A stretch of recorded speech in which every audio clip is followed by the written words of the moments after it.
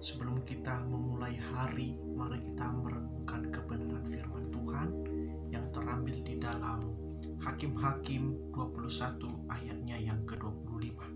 Firman Tuhan berkata, "Pada zaman itu tidak ada raja di antara orang Israel. Setiap orang berbuat apa yang benar menurut pandangannya sendiri." Di sini kita melihat bahwa ada sebuah kondisi di mana tidak ada pemimpin atau orang yang mengepalai Israel pada saat itu. Di dalam Hakim-Hakim 3, di situ ada seorang hakim yang bernama Otniel, kemudian muncul hakim-hakim berikutnya seperti Simson dan lain sebagainya. Di sini kita melihat bahwa peran pemimpin pada zaman hakim-hakim itu sangat menentukan keadaan bangsa Israel, baik secara spiritual maupun secara sosial. Secara spiritual mereka dipelihara dengan iman yang sesuai dengan kehendak Tuhan, di mana pemimpin yang diangkat oleh Tuhan itu menunjukkan jalan kepada mereka, bagaimana mereka hidup sesuai dengan titah-titah Tuhan. Dan yang kedua, pemeliharaan secara sosial, yaitu seorang pemimpin yang disebut sebagai hakim itu membuat bangsa Israel terlepas dari penjajahan dari orang-orang kafir. Di sini kita melihat bahwa seorang pemimpin menentukan dua aspek di dalam kehidupan orang Israel secara rohani dan secara sosial. Kita melihat di sini bahwa seorang pemimpin tidak sekedar melaksanakan kepemimpinan, mengatur sana dan sini. Tetapi di sini kita melihat bahwa selain menjadi pengelola di dalam kepemimpinan itu, dia juga memelihara iman dan ketakwaan mereka kepada Yahweh. Bapak, Ibu, Saudara yang terkasih, di sini kita belajar bahwa pemimpin memiliki peran yang urgen di dalam sebuah komunitas. Komunitas akan mengalami goncangan. Komunitas akan mengalami kebimbangan di saat tidak ada orang yang berdiri menunjukkan arah kemana mereka hendak menuju. Dan seperti itulah kondisi pada zaman hakim-hakim ini.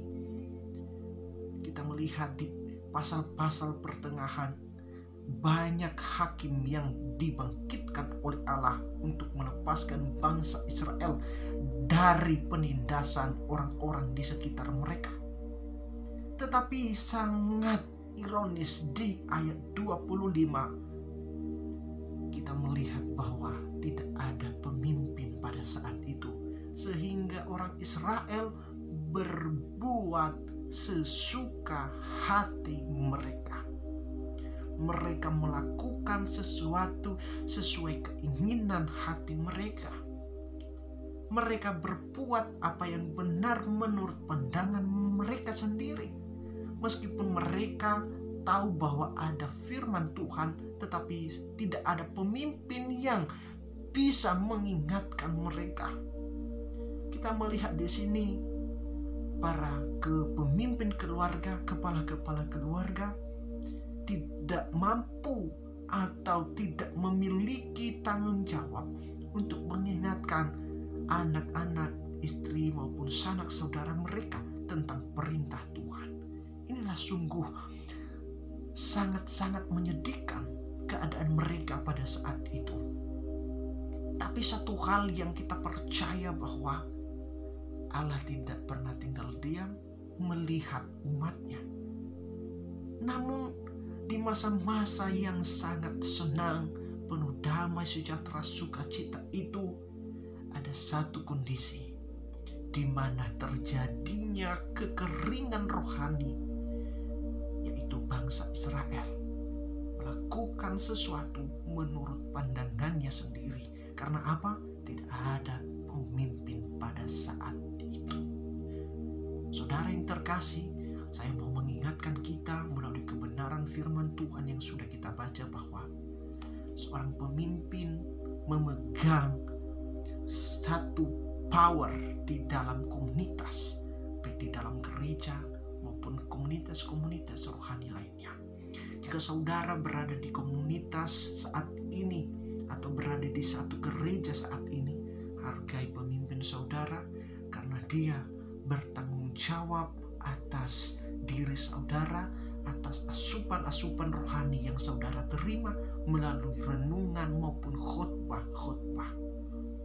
Saudara yang terkasih, ingat bahwa domba-domba akan tersesat, domba-domba akan menyimpang jika tidak ada gembala yang menunjukkan jalan bagi mereka menuju rumput dan air yang segar. Gembala menuntun domba-domba melalui tongkatnya ke padang yang sangat hijau, yang penuh tanaman yang subur, di mana domba memakan rumput di sana dan mereka dikenyangkan oleh rumput itu.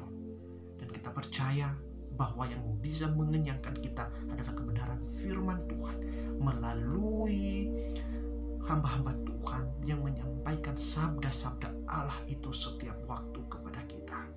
Untuk itu, hargai pemimpin saudara, berdoalah untuk mereka supaya mereka dipelihara oleh Tuhan dan mereka semakin dicerahkan oleh pertolongan Roh Kudus untuk menyampaikan kebenaran firman itu, karena kita percaya bahwa hanya firman Tuhan yang sanggup menjaga kehidupan kita, menuntun kehidupan kita ke dalam jalan dan rencana Allah. Kiranya firman Tuhan dapat membuat kita semakin mengerti apa arti kehidupan kita dan untuk apa kita ditempatkan di dalam satu komunitas. Tuhan Yesus memberkati kita semuanya. Shalom.